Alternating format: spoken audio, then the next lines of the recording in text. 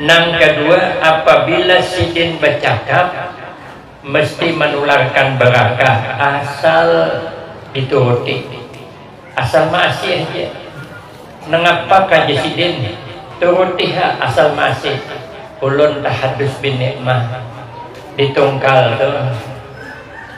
Saya pulang dari Pekalongan, mondoknya di Pekalongan, Jawa Tengah, tahun 95. Bulik langsung disuruh mengajar di pondok pesantren Al-Baqiyatus Sholihat, punya sepupunya Tuan Guru Bahid dari tahun 95. Santrinya baru 34 orang.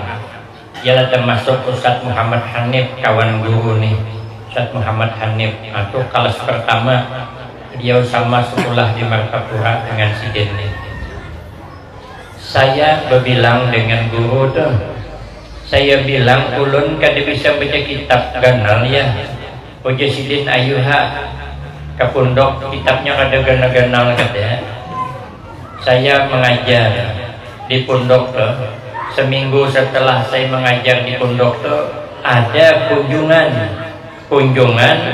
untuk melihat kemampuan santri membaca kitab, ditampilkan yang halus sekelas Ustadz Hanif, namanya Ustadz Erwin diganti Muhammad Kuzwin namanya, suruh baca kitab Anatul Talibin jilid 2, orangnya halus, sekalinya menceracat membaca, maka ulun disuruh ayah mendampingi.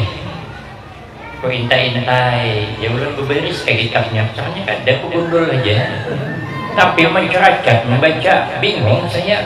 Nang model kayak ini dilajari ini sama dengan ikan cempakul melajari buaya pekunyong. bingung lagi nang tukang tes tadi, jangan tukang tes hanya muridnya, ini hebatnya kayak pegurunya nang di sebelah. Padahal jangan nang bisa juga. Tapi karena ulun menurut cakap sidin, alhamdulillah. Imbahnya datang orang dari Kuala Inok, ada nang pemilihnya di Kuala Inok tadi. Jadi datang minta ceramah. Ayah menyuruh ke rumah saya pengasuh, hujan nang menjemput. Ayah menyuruh sempian, orang kita Jawa, untuk mengisi di tempat kami. Ini ayah yang nyuruh, pengasuh nyuruh. Saya kan dapat bisa ceramah, tapi saya turuti cakap ayah tuh. Karena sidin kalau menyuruh tentu ada doanya. Ada mendai sidin menyuruh handar mengkada mendoakan, karena sidin nang menyuruh tentu sidin berharap baik. Maka saya berangkat dengan baik sangka sampai wahini undangan saya itu barat ke Riau. Kenapa? Sebab karena ayah nyuruh ke situ. Sampai wahini alhamdulillah sampai ke sini sampai ke sini. Itu cakap menularkan barakah namanya. Sidin datang bertongkat ke pondok, uji sidin ikam berjualan pang, karena santri ini berbelanja keluar. Maka santri ini kalau berjalan keluar berjurut, kayak itik hanya keluar dari kurungan, berjurut tersinggung orang bermasalah. Uji sidin ikam aja berjualan, cari pemilik di pasar siapa nang bisa berulah kue. Datangnya saya dengan kakak saya, intaulahkan kue. Sekalinya kepagian abang ipar saya datang bersepeda membawakan kue pakai kardus Supermi. Hayang pun apa isinya? Sekalinya pisang bertumbuk di ayah kakak di ayah kakak tapung dikacak di sana, namanya mun ditunggal cangkuduk, bedang sana kawan limping. Pikir ulun nang ini nang dijual. Orang segagah saya berjual cangkuduk. Apa kata dunia? Cakapnya nang dijual tuh gambung, agak wajar juga lah. Kalau gambung tuh kan kue pekalas, kue paling jago kue gambung. Kue gambung tuh dia payuram aja, gambung terus. jejak hakwe gembong tuh rikit jadi limking tetap gembong randam ke banyu lanah tetap gembong sekali gembong tetap gembong ini yang punduk nang dijual tapi karena ayah nyuruh ulun turuti tentu sidin menyuruh ulun berjualan nih tentu sidin mendoakan sudah sehingga ditambah berjual bubur kacang campur pisang lilin tuh diadukakan awan santan bungkusi jual kumpulkan duitnya.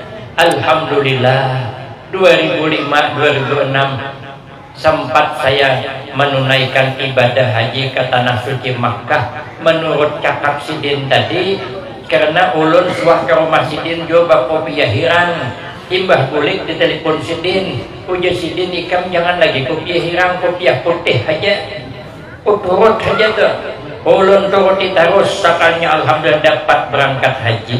Jadi kalau di film Indosiar ada Haji Sulam berangkat haji sebab berjual bubur itu sebenarnya menyinggung saya. Sebenarnya bukan Haji Sulam yang berangkat haji berjual bubur, saya sebenarnya cuman sutradaranya kada tahu, jakanya tahu ulun nang main film tuh. Kalau ulun main film ada harapan Kalimantan mengundang ulun sibuk syuting di Jakarta. Untungnya banyak ada tahu. Jadi kalau menurut cakap guru, cakap nang ulama, apalagi tuan guru ini ada wasiat sidin, amalkan insya Allah barakah. Karena kita meletakkan guru di hati kita. Kalau kita meletakkan guru di hati kita, mudah-mudahan kita ini ada di hati guru.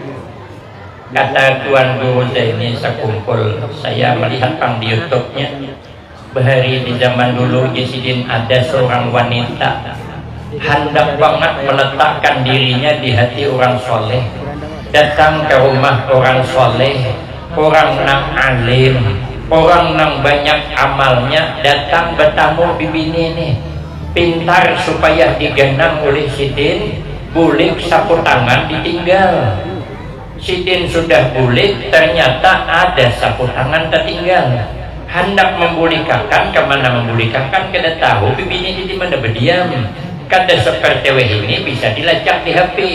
HP jangan ada, maka disimpan nih oleh guru nih di atas nang tinggi, nang kada terjangkau oleh kekanakan. Dengan harapan kalau bibini ini berbulik mencari, hanya dijulung. Rupanya bibini ini tadi kada berbulik lagi, ibu-ibu ini kada berbulik lagi, dan sering haji apa hendak ditinggal di situ. Akhirnya apabila Sidin terpandang sapu tangan tuh kegenangan di bibini itu, isok-isok terpandang pulang kegenangan pulang, isok-isok terpandang pulang kegenangan pulang. Akhirnya bibini itu ada di hati Sidin hari-hari. Sidin keingatan terus tuan guru, ternyata lama-lama bibini itu diangkat Allah jadi wali kutub karena dapat meletakkan dirinya di hati gurunya. Makanya kita memperingati haul ini, pertama kita meletakkan Sidin di hati kita, mudah-mudahan kita ini ada di hati Sidin. Walaupun Sidin sudah meninggal dunia, Sidin tahu kita nak mahauli hari ini, tahu Sidin. Makanya supaya kita ada di hatinya. Kata Nabi, inna minan nas unasan yadkhuluna jannata majjanan. Kata Nabi, ada nanti gulungan manusia yang masuk ke dalam surga majjanan. Majjanan itu secara cuma-cuma, secara gratis. Kalau menurut hitung-hitungan amal tipis, hendak harapan langsung masuk surga. Nang wajib digawi aja bang, tapi dosa di masa lalu banyak, betul yuk. 4-5 bakul besi dosa. Kata kehitungan lagi bakahu karung dosa.